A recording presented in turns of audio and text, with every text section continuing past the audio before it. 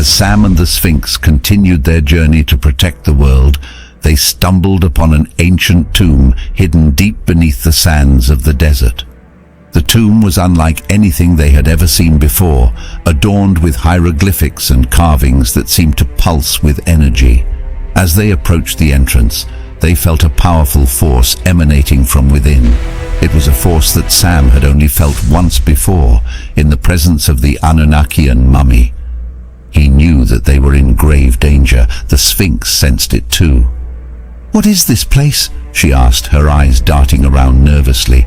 "It's an ancient tomb," Sam said, his voice low. "But we need to be careful. There's a powerful being inside, one that we may not be able to defeat."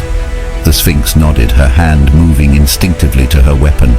Together they crept inside the tomb, their senses on high alert. As they made their way deeper into the tomb, they encountered strange and terrifying creatures. Mummified soldiers rose from their sarcophagi, wielding ancient weapons and attacking with deadly precision. But Sam and the Sphinx fought bravely, using their powers to overcome each obstacle in their path. They could feel the power of the Nexus coursing through their veins, giving them strength and vitality. And then they saw it, the Anunnakian mummy, sitting on a throne at the center of the tomb. The mummy was massive, with skin as hard as stone and eyes that glowed like embers. Its bandages were adorned with ancient symbols, and its breath was like the icy winds of the underworld. Sam and the Sphinx knew that they were outmatched, but they also knew that they had no choice but to fight.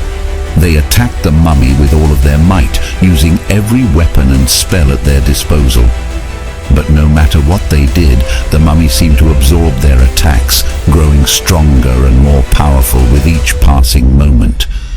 It was only when Sam remembered something that his mentor had taught him that he realized what they had to do.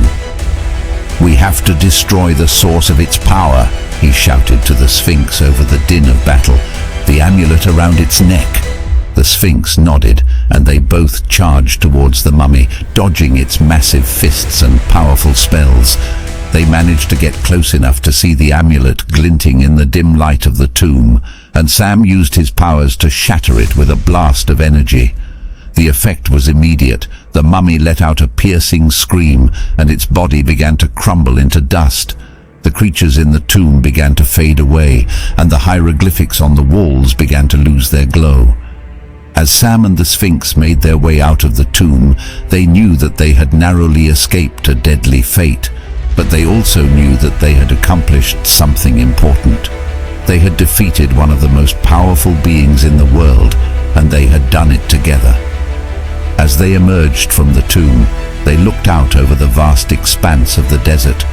The sun was setting, casting long shadows across the sand.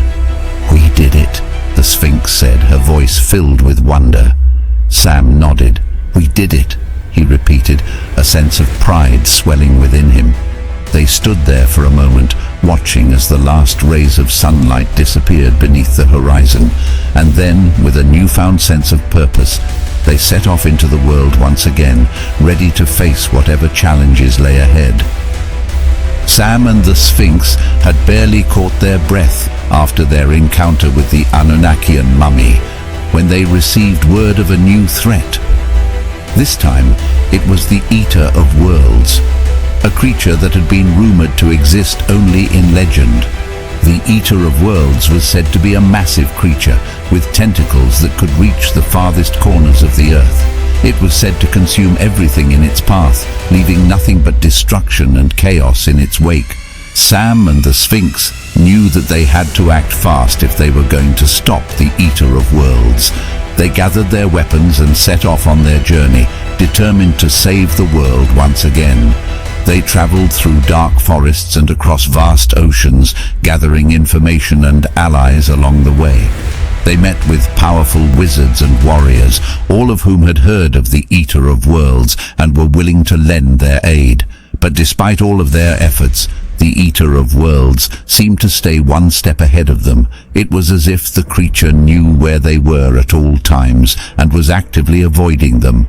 Finally, they received a lead. A sailor had reported seeing the Eater of Worlds in a remote part of the ocean near a cluster of small islands. Sam and the Sphinx set off immediately, knowing that time was running out. They reached the islands just as the sun began to set, casting an eerie glow over the water. As they approached the largest of the islands, they could see that something was off. The trees were dead and withered, and the ground was barren and rocky. They landed their boat and made their way onto the island, their senses on high alert. As they crept through the barren landscape, they could feel a powerful energy emanating from somewhere deep within the earth. Finally, they reached the center of the island, and there, rising up from the ground like a nightmare, was the Eater of Worlds. It was even more massive than they had imagined, with tentacles that stretched up into the sky like massive serpents. Its body was covered in scales that glinted in the moonlight, and its eyes glowed like molten lava. Sam and the Sphinx knew that they were outmatched, but they also knew that they had to try. They attacked the Eater of Worlds with all of their might, using every weapon and spell at their disposal. But no matter what they did, the creature seemed to absorb their attacks, growing stronger and more powerful with each passing moment. It was then that Sam remembered something that he had learned from his mentor long ago. "The Eater of Worlds feeds on chaos and destruction," he shouted to the Sphinx over the din of battle. "We have to create a counterbalance, something that will restore order and balance to the world." The Sphinx nodded, and they both focused their powers on creating a powerful spell. It was a spell that would create a powerful vortex, drawing all of the chaos and destruction into a single point. They chanted the words of the spell together, their voices rising in unison, and then, with a final burst of energy, they unleashed the spell. The effect was immediate. The Eater of Worlds let out a piercing scream, and its body began to shrink and contort. Its tentacles thrashed wildly, but it was no use. The vortex had caught it, and it was being drawn into the center. As the Eater of Worlds disappeared into the vortex, Sam and the Sphinx could feel the energy of the Nexus growing stronger. The balance of the world was being restored, and order was being returned to chaos. They stood there for a moment, watching as the vortex dissipated and the last remnants of the Eater of Worlds disappeared. I hope you've enjoyed today's episode. Please stay tuned next week for the next episode of Heart of the Mountain. Just to give you a little hint for next week, Sam and the Sphinx meet the beast, not the millionaire, the beast from hell, unless of course they are secretly one and the same. Surely not. Ha ha ha. Seriously though. See you next week.